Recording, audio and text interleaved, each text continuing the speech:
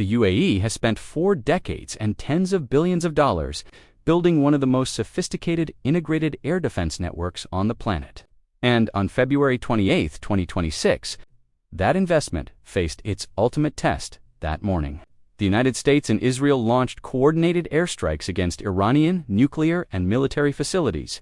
Within hours, Iran retaliated not just against U.S. bases in Iraq and Qatar, but across the Gulf, targeting the UAE with waves of ballistic missiles, cruise missiles, and drone swarms.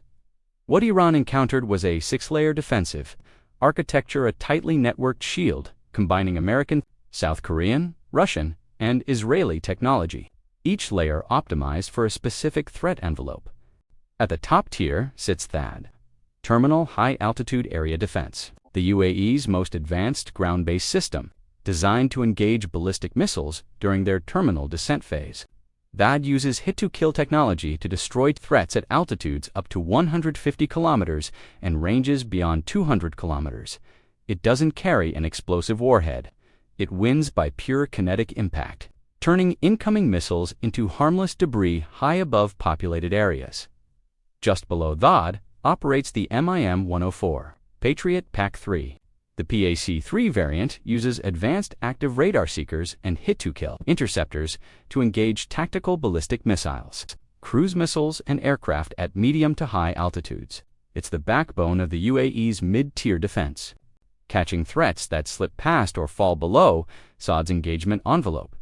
To further reinforce this mid-range coverage, the South Korean KM-SAM, also known as Cheongnyung-2, fills a critical medium-range, medium-altitude niche.